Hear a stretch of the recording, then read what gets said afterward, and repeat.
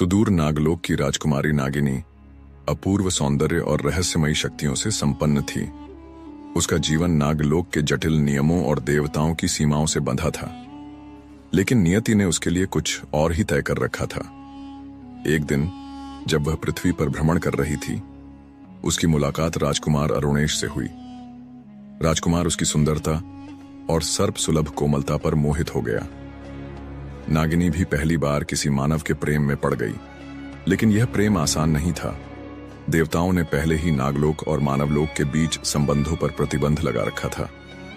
दूसरी ओर राक्षसों को यह मंजूर नहीं था कि नागलोक की शक्ति किसी मानव के साथ साझा की जाए। देवताओं को जैसे ही इस प्रेम का पता चला, उन्होंने नागिनी को शाप देने का निर्णय लिया। यदि वह पृथ्वी पर मानव के साथ रहेगी तो अपनी नाग शक्ति खो देगी। राक्षसों ने भी चाल चली। वे जानते थे कि नागलोक की शक्ति अमृतत्व प्रदान कर सकती है। उन्होंने राजकुमार अरुणेश को मारने के लिए एक योजना बनाई, ताकि नागिनी कमजोर होकर उनके अधीन हो जाए। लेकिन नागिनी ने हार नहीं मानी। उसने शिवजी की आराधना की और उनसे एक वरदान मांगा। प्रेम सत्य हो तो कोई शक्ति उसे मिटा नहीं सकती। शिव प्रसन्न हुए, लेकिन उन्होंने नागिनी के प्रेम की परीक्षा लेने का निश्चय किया। उन्होंने उसे 3 कठिन परीक्षाओं में डाल दिया। पहली अग्नि परीक्षा, क्या वह प्रेम के लिए अपनी अमरता त्याग सकती है? दूसरी अश्वमेध यात्रा, क्या वह सत्य के लिए संघर्ष कर सकती है? तीसरी प्राण परीक्षा, क्या वह प्रेम के लिए मृत्यु को भी स्वीकार कर सकती है? रानी की परीक्षा शुरू। अग्नि परीक्षा, अमरत्व का त्याग। शिवजी ने नागिनी से कहा, यदि तेरा प्रेम सच्चा है तो क्या तू अपनी नाग शक्ति छोड़ने को तैयार है? नागिनी के लिए यह कठिन निर्णय था। नागलोक में जन्मी हर नाग कन्या को अमृतत्व का वरदान प्राप्त होता है, लेकिन अगर उसने यह परीक्षा पास की तो वह साधारण मानव बन जाएगी। राक्षसों ने इसका फायदा उठाने के लिए आग में घी डाल दिया।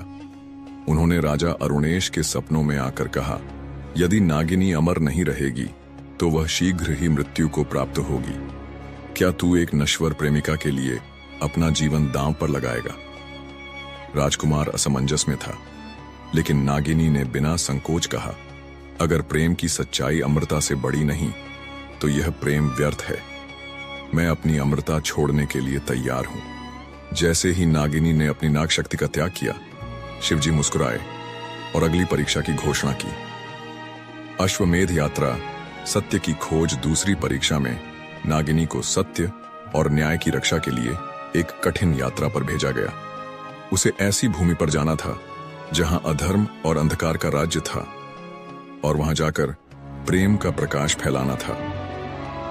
यह यात्रा आसान नहीं थी। राक्षसों ने जगह जगह माया जाल बिछा रखे थे। एक जंगल में नागिनी को झूठे सपने दिखाए गए। राजकुमार अरुणेश तुझे धोखा दे चुका है, वह अब किसी और से विवाह करने वाला है। नागिनी का हृदय चटकने लगा, लेकिन उसने अपनी आत्मा की आवाज सुनी। यदि प्रेम सच्चा है तो भ्रम की छाया उसे नहीं तोड़ सकती।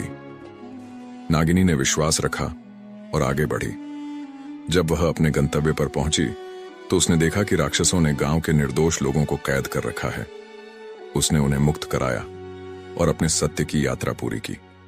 अब उसे अंतिम परीक्षा से गुजरना था।